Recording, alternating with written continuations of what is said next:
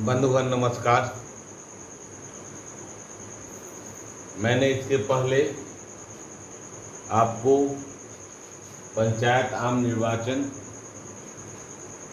2021 बिहार से संबंधित एक वीडियो दे रखा है जो सामान्य कागजात से रिलेटेड। अब हम मतदान कर्मियों के कर्तव्य से संबंधित वीडियो दे रहा हूँ। जैसा कि गोपालगंज में ट्रेनिंग के दौरान हमें प्रपत्र मिला है, उस प्रपत्र में अंकित किए गए दायित्वों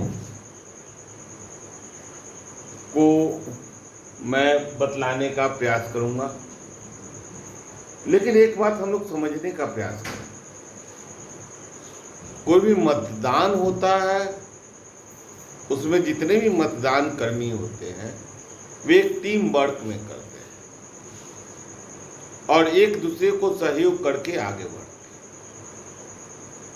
तो दायित्व के लिए एक परफॉर्मा तैयार जरूर की जाती है, लेकिन दायित्व सबको की होती है कि एक दूसरे को कोऑपरेट करके कार्य को सफल करें।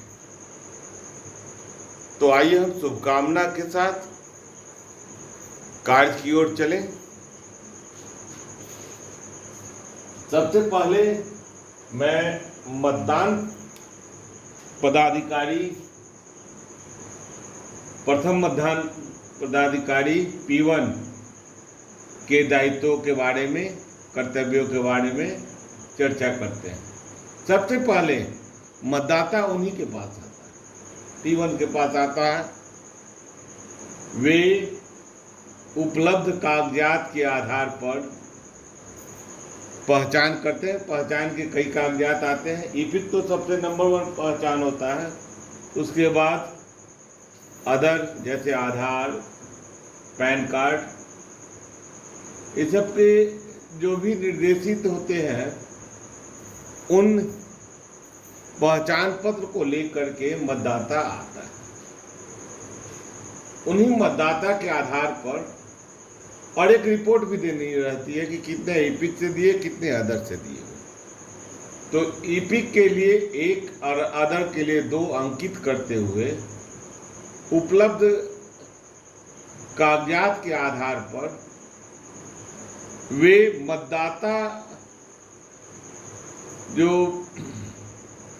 सूची होता है उसमें क्रॉस कर देंगे।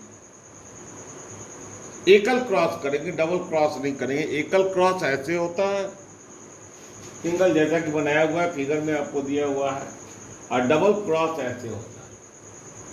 तो डबल क्रॉस नहीं करेंगे, वे जब भी करेंगे एकल क्रॉस करेंगे। और मतदाता क्रमांक को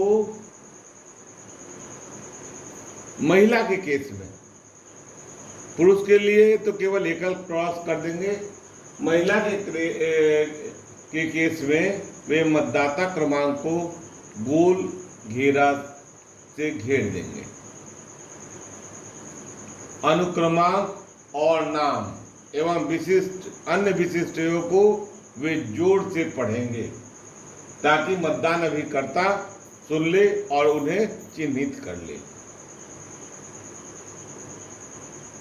इतना ही दायित्व उनका समाप्त नहीं होता।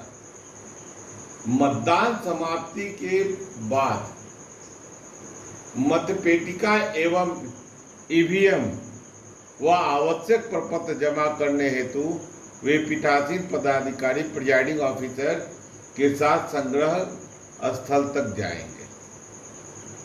यह आपका P1 का दायित्व हुआ। अब आए P2 का दायित्व। P2 का दायित्व है, P2 जो होते हैं 17A के प्रभारी होते हैं, जिसको मतदाता रजिस्टर कहा जाता है। वे अमिट स्याही के भी प्रभारी होंगे।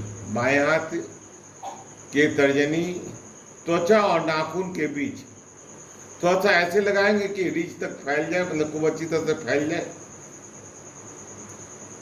ताकि कोई गलत करने वाला उसको मिटा ना सके। तो वह स्याही को भी लगा देंगे और मतदाता रजिस्टर 17A में वे उल्लेख करेंगे। मतदाता पर्ची निर्गत करने के पूर्व 17A में आवश्यक जानकारी जो भी दी रहेगी उसको उल्लेख करेंगे और उसके उपरांत हस्ताक्षर या अंगूठा का निशान प्राप्त करेंगे। फिर मतदाता पर्ची निर्गत करेंगे। मतदाता पर्ची निर्गत करने के बाद इतना ही नहीं, वे मतदान जब समाप्ति हो जाएगी तो उसके बाद मतपेटिका एवं सीलबंद ईवीएम व आवश्यक प्रपत्र को जमा करने के हेतु पीठासीन पदाधिकारी के साथ संग्रहण स्थल तक जाएंगे। यानी कि यह तय है कि P1 और P2 को पीठासीन के साथ संग्रहण स्थल तक जाना आवश्यक है। अब आएंगे हम लोग मतदान पदाधिकारी तृतीय। थोड़ा सा इसको हम लोग समझने का प्रयास करेंगे। तृतीय मतदान पदाधिकारी 3 होंगे। आपको P3A, P3B और P3C। P3A सरपंच एवं पंच मतपत्र के प्रभारी होंगे।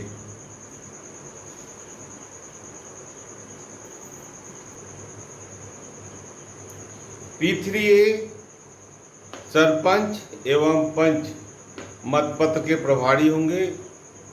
उनके पास प्लास्टिक वोटिंग स्टिक के भी वे प्रभारी होंगे। मतपत्र को मोड़ने की प्रक्रिया को अवगत कराने के उपरांत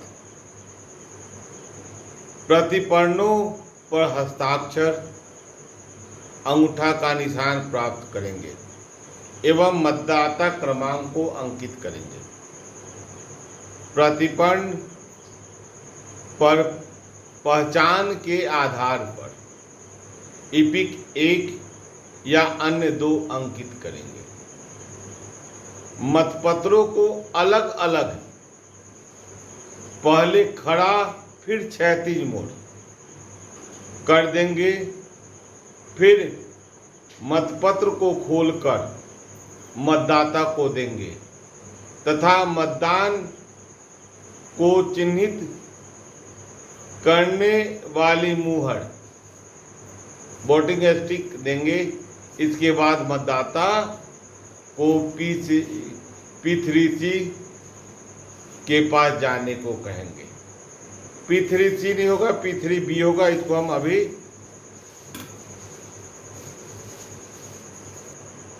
आइए अब हम लोग मतपत्र को मोड़ने की प्रक्रिया को सीखते हैं।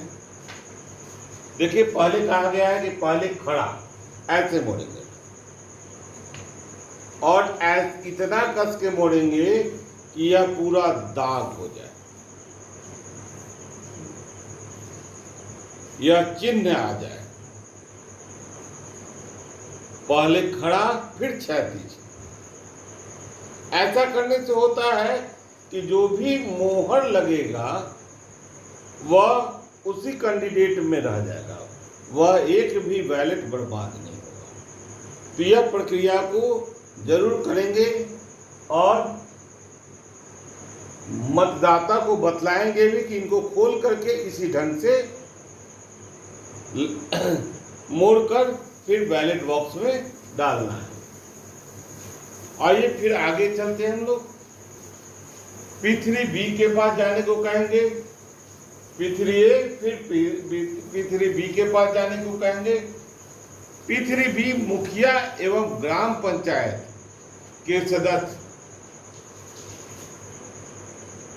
CU के प्रभारी होंगे, कंट्रोल यूनिट के प्रभारी होंगे। वे कंट्रोल यूनिट को अलाउ करने के बाद पर्ची को P3C की ओर स्थानांतरित करेंगे। मतलब कि ध्यान रखें P3A, P2 निर्गत किए, P3A के पास आया, P3A मतपत्र को पर अंकित किए, प्रतिपादन पर अंकित किए, फिर उसको मतपत्र को फाड़े और आगे उसको मोड़ने की विधि बतलाए और फिर किसके पास भेज दिए, P3B के पास भेज दिए। किसके साथ? मुहर के साथ। उसके बाद P3B जो मुखिया ग्राम पंचायत के सदस्य के कंट्रोल यूनिट के प्रभारी होंगे, वे कंट्रोल यूनिट को अलाउ करेंगे और पर्ची को P3C के पास अलाउ कर देंगे। P3C BDC एवं जिला परिषद के सदस्य के कंट्रोल यूनिट के प्रभारी होंगे। इतना ही नहीं, वे मतदान पर्ची संग्रहण का भी कार्य करेंगे। मतदान पर्ची संग्रहण में ध्यान रखेंगे कि एक भी मतदान पर्ची खोना नहीं चाहिए। इसके लिए वे क्या करेंगे कि एक स्टोन ले लेंगे और स्टोन में धागा से और सुई लगा देंगे, उस सुई में डालते जाएंगे और उसको और आसान करने के लिए क्या करेंगे कि 50-50 का बंडल बना देंगे, उसी में धागा से बिना निकाले हुए उसी में 50 का बंडल बना देंगे, रबर से डाल देंगे। धागा में रहने के कारण वह एक भी इधर उधर मिस नहीं होगा। इस तरह से मान लीजिए 50 का बंडल बन गया, अब 5 एक्स्ट्रा है तो 50 चौका 200 और 5 205 काउंटिंग है, जो काउंटिंग से मिला लेंगे। तो इस तरह से हम लोग ने सभी पदों के मतदान पदाधिकारी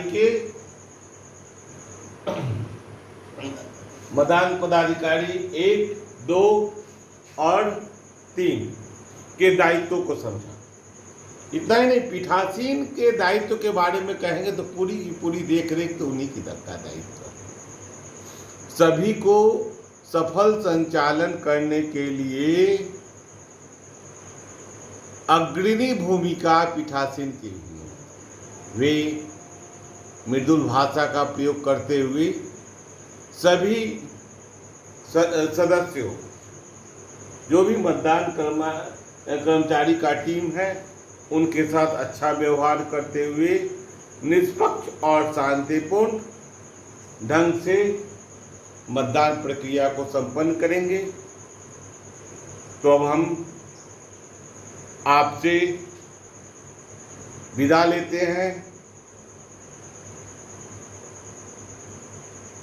शुभकामनाओं के साथ। जय हिंद।